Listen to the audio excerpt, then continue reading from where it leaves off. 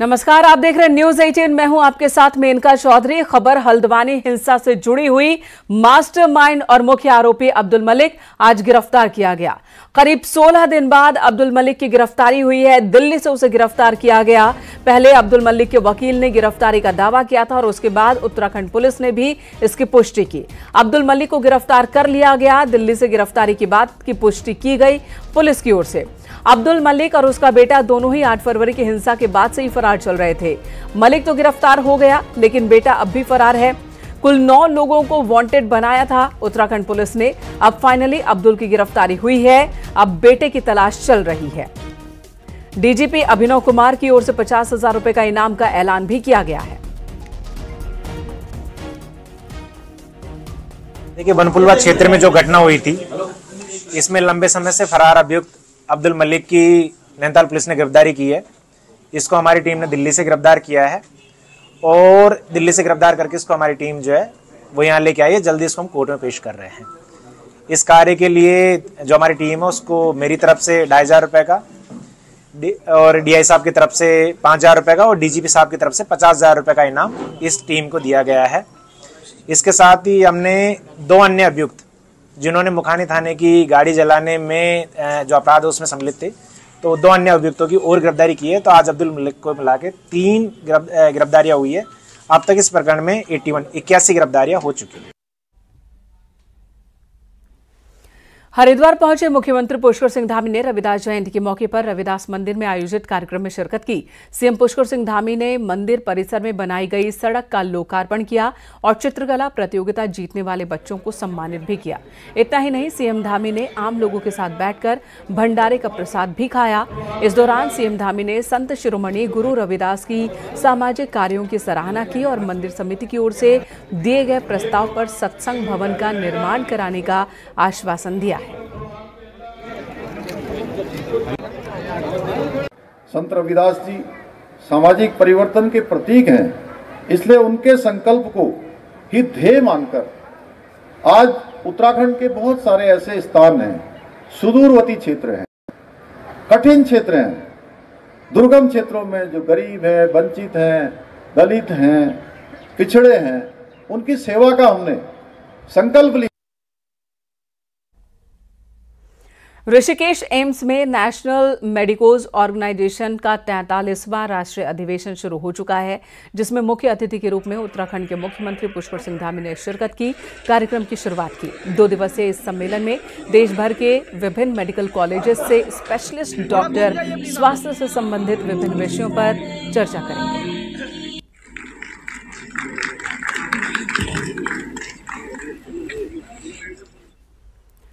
उत्तराखंड में अप्रैल से मेट्रो नाम से नई शराब बिकेगी। ये शराब सिर्फ पहाड़ी जिलों में नहीं बल्कि सभी 13 जिलों में बिकेगी।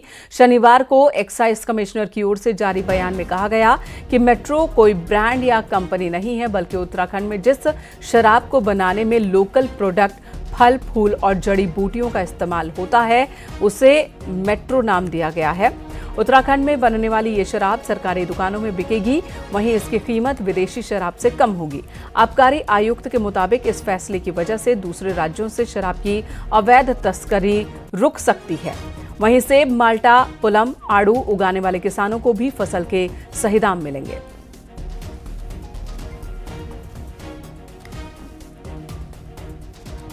रुड़की के भगवानपुर पुलिस ने नकली दवाइयां बेचने वालों के खिलाफ सख्त एक्शन लिया। नकली दवाइयां बेचकर करोड़ों की संपत्ति बनाने वाले 2 लोगों को पुलिस ने गिरफ्तार किया है। पुलिस ने आरोपियों की करीब 4.5 करोड़ की संपत्ति सीज की। एक आरोपी विशाल महाराष्ट्र का रहने वाला है, जबकि दूसरा आरोपी पंकज हरिद्वार जिले के लक्सर का रहने वाला है।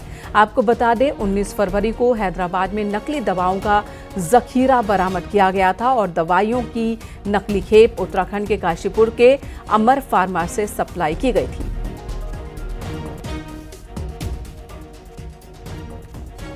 विशाल और पंकज, इनके विरुद्ध जो प्रॉपर्टी सीजर की कार्रवाई की गई, करीब 4.5 करोड़ के आसपास की प्रॉपर्टी कल इनकी सीज की गई है। और इसी तरीके के जो कारोबार में जो भी लोग संलिप्त हैं, उनके विरुद्ध हम सख्त एक्शन ले रहे हैं और आगे और भी लोगों के खिलाफ जो इस तरीके से जिन्होंने अपनी संपत्ति अर्जित की है, उसकी हम लोग प्रॉपर्टी सीजर की कार्रवाई की है।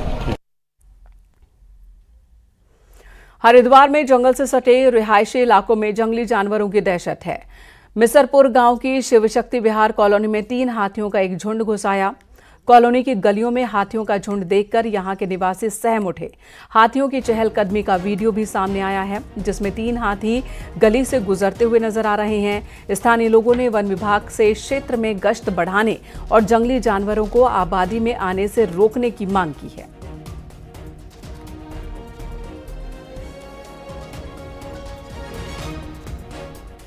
उत्तराखंड और यूपी के बॉर्डर इलाकों में आज भी कई ऐसे लोग हैं जो उत्तराखंड के निवासी हैं, पर इनके पास जो लाइसेंसी हथियार हैं वो यूपी के चल रहे हैं। और आज भी ये लोग उत्तराखंड में नहीं बल्कि यूपी के जिलों में हथियार का लाइसेंस रिन्यू करवाते हैं।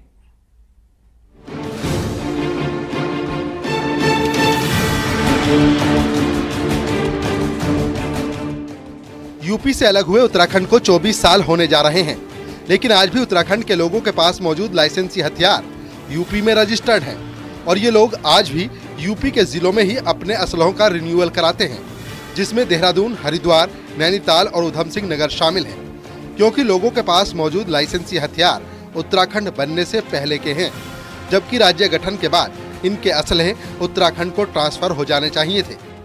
सर, वो जो असला है हमारे पास में वो पहले हमारे बाबा जी के नाम था, फिर हमारे पिताजी के नाम हुआ और उसके बाद में अब जो हम उसका रिन्यूअल कराते हैं तो वो जिला मुजफ्फरनगर से होता है रिन्यूअल। इसका खुलासा लोकसभा चुनाव से पहले हुई बॉर्डर मीटिंग में हुआ, जब यूपी के अधिकारियों ने उत्तराखंड के आईजी गढ़वाल के सामने असलहों को ट्रांसफर को लेकर बात रखी, जिस पर अब पुलिस हरकत में आई और अब इन सभी लाइसेंसी हथियार रखने वाले लोगों को नोटिस भेजकर अपने लाइसेंस उत्तराखंड में ट्रांसफर करवाने को कहा गया है।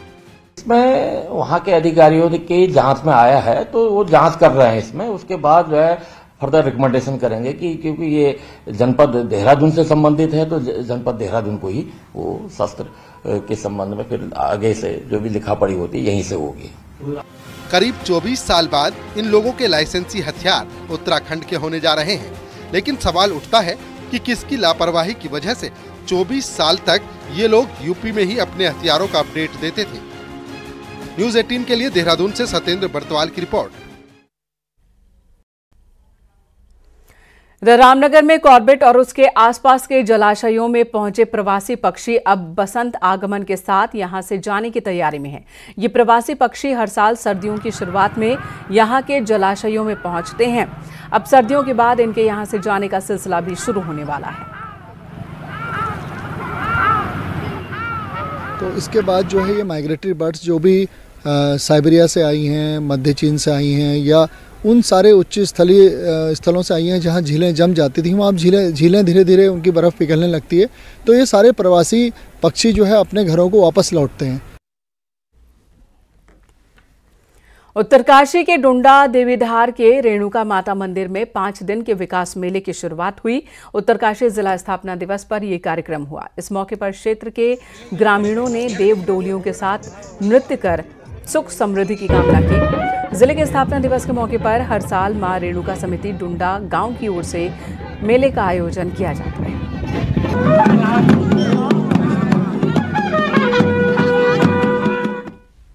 बात मौसम की करते हैं तो चमोली में एक बार फिर मौसम ने रुख बदला है। ऊंचाई वाले इलाकों पर बर्फबारी की शुरुआत हो चुकी है।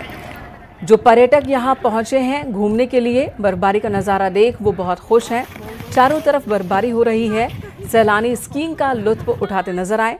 बद्रीनाथ धाम की अगर बात की जाए, हेमकुंड साहिब की बात की जाए, फूलों की घाटी की बात करें या फिर नीति माणा की, हर तरफ बर्फ ही बर्फ है। सैलानी खुश हैं।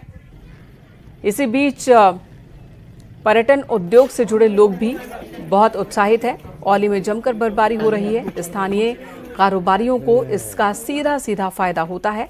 पहाड़ों में लगातार बर्फबारी जारी है।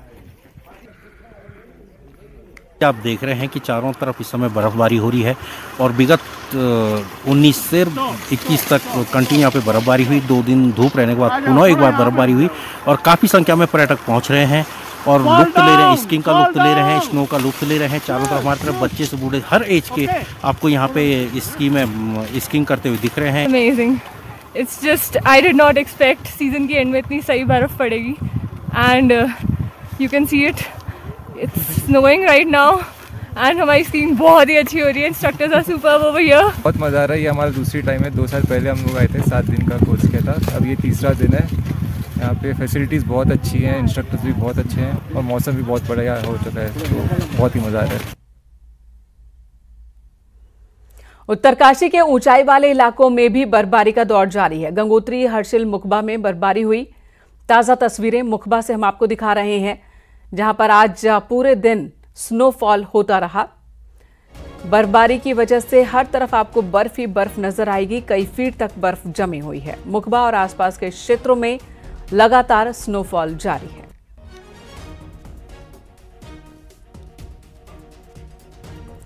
वहीं टिहरी के सीमांत गंगी गांव में भी बर्फबारी हो रही है, लेकिन यहां पर लोग परेशान हैं। गांव वालों के लिए ये स्नोफॉल अब मुसीबत बनता जा रहा है। बर्फबारी की वजह से गांव वालों की दिनचर्या प्रभावित हुई है। गुत्तू गंगी रोड बार बार बंद हो रही है। लोगों को पैदल आना जाना पड़ रहा है। कई किलोमीटर की दूरी ये सामान को उठाए पैदल ही तय करने को मजबूर हो रहे हैं। पशुओं के लिए चारा लाना भी मुश्किल हो गया है। चारे की कमी हो गई है, साथ ही चारा घर तक लेकर आना ये एक बहुत बड़ी चुनौती बन गई है। पैदल आना नहीं है। बस कुछ ना या नहीं बर्फ पड़े या पूर कालम गाड़ कभी तापा रोड कभी चढ़ दिए ना गाड़ आता बेटी कुछ भी तो पैदल बर्फ पड़ गई तो जैसे ये है कि रोड भी बंद हो जाती है। फिर हम लोगों को यहाँ पैदल आना पड़ता है। जैसे कोई यहाँ सामान तो वहाँ से हम नालान से यहाँ तक पीठ मिल जाती है या नए पाले को दिक्कत भयंकर होनी। पेड़ पर जाऊँ पेड़ पर जाऊँ खर्च हुई ना तो यूँ पर चढ़ तब दिक्कत बहुत होनी पर बहुत मैंने गतियों पर। अल्मोड़ा के जागेश्वर धाम और उसके आसपास के इलाकों में बर्फबारी हो रही है। 2 दिन पहले भी स्नोफॉल हुआ था। आज फिर ये तस्वीर देखने को मिली। ठंड में भी इजाफा हुआ है। तापमान गिरने से लोग घरों में रहने को मजबूर हुए हैं, लेकिन वादियां बहुत ही खूबसूरत दिख रही हैं।